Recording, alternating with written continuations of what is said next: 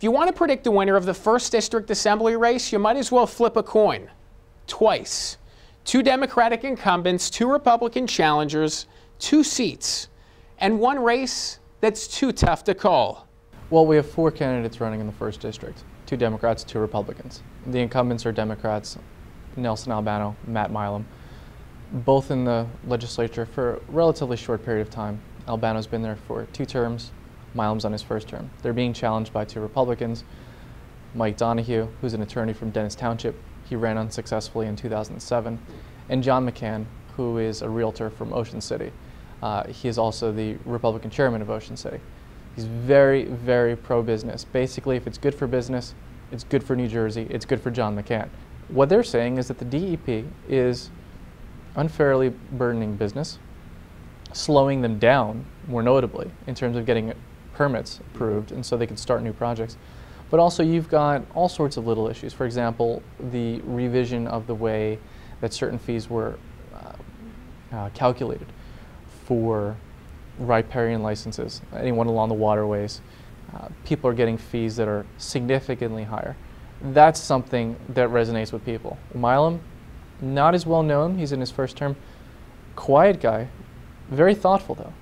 You don't find many quiet guys in politics. Matt Milam is a guy who listens more than he speaks. Nelson Albano is in some ways the yin to Milam's yang. Albano's very vocal, very energetic.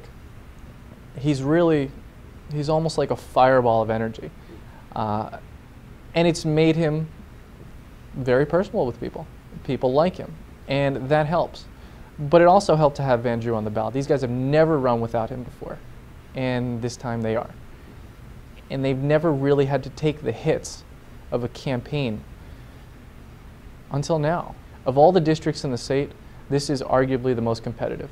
You may find a pollster who will tell you he knows exactly how it's going to break down, but in most people's eyes, this is a toss-up. It could go either way, and it's really going to come down to who gets their people out to vote on Election Day. It's basically going to be about a ground game, GOTV. Who gets people to the polls? Will the Democrats be organized enough and get all their people to the polls?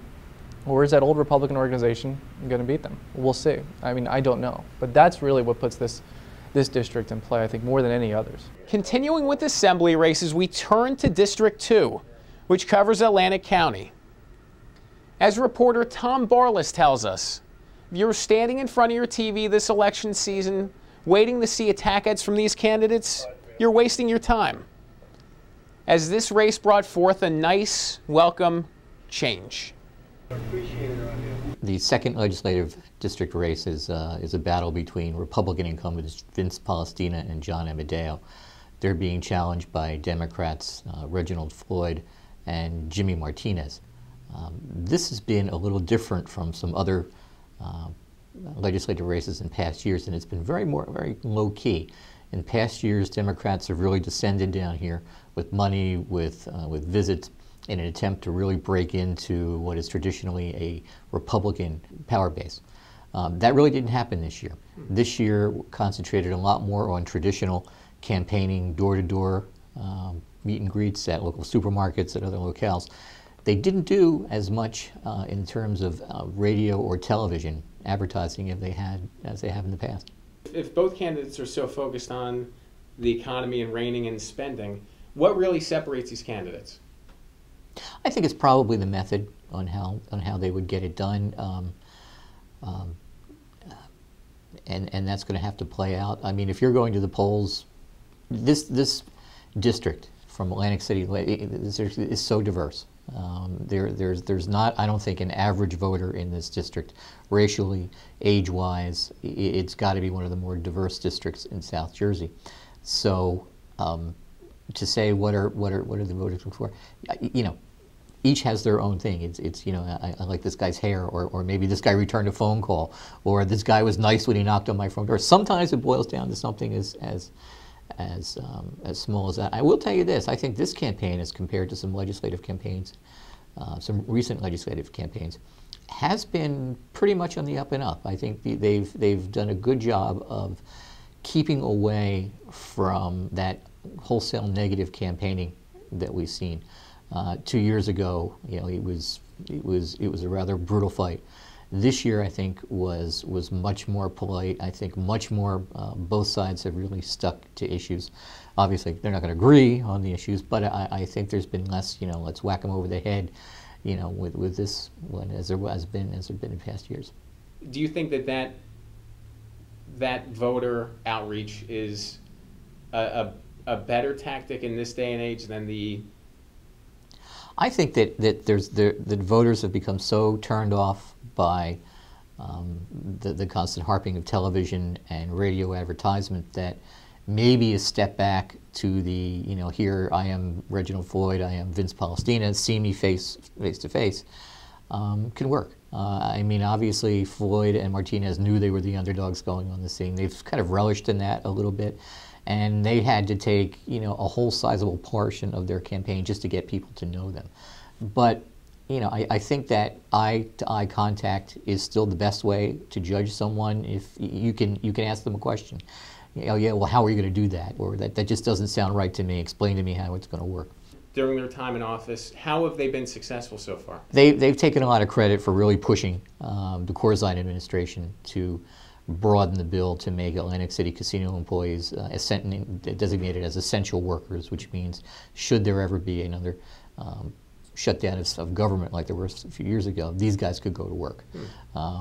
This would be primarily for inspectors, Division of Gaming Enforcement staff, who actually go and make sure the routines of the casinos work. It's clumpy, it's messy, it helps things grow. Reporter Lee Procida tells us how fertilizer could lead 2 9th District politicians to the growth they're looking for. The Republicans have pretty much held down the 9th District for as long as it's been in existence. It's a very Republican district, running through Southern Ocean County into southeastern Burlington County and then into Folsom and Hamilton, Atlantic County. Most of those towns are very Republican, and it's considered a stronghold there. But the Democrats feel like they can stoke some sort of anti-incumbency sentiment, being that Brian Rumpf, the incumbent Republican assemblyman, lost his assemblymate Dan Van Pelt when he was arrested in a corruption scandal. So that and just the economic malaise for the whole state and the country has people, some people, at least the Democrats would argue, trying to pretty much rid the current office of its incumbents and bring in some new blood.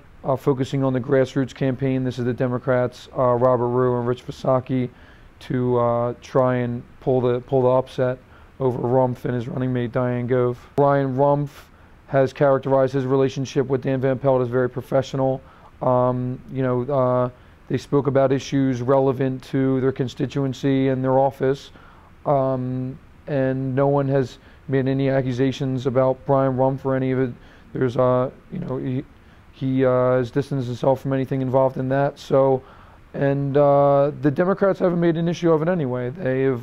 They've said that Brian Rumpf is a good man, that he hasn't been accused of anything, and they're not accusing him of anything. Brian Rumpf and Diane Gove have come out hard for some sort of regulation on fertilizer throughout the state. There's been a lot of talk, at least on the county level, about creating some kind of law that would regulate what type of fertilizers people use in their lawn. That's been a major factor, according to scientists who study the bay, in polluting the bay. People use certain fertilizers that release a lot of nitrogen and phosphorus that gets into the groundwater and goes into the bay. That helps plant growth, but it helps plant growth that is detrimental to the wildlife there, to the fish. Algae grows, and that ruins the habitat there, and that's been a problem for years. So what they would propose to do is create some sort of law throughout the state that bans certain sorts of fertilizers. And the Democrats have come out in favor of that too. They said they'd like to see something, although they have voiced a little bit more concern in terms of what that may do for businesses. Atlantic City is electing its mayor on Tuesday. Coming up, find out if incumbent Lorenzo Langford has anything to worry about when the Press of Atlantic City's 2009 election special continues.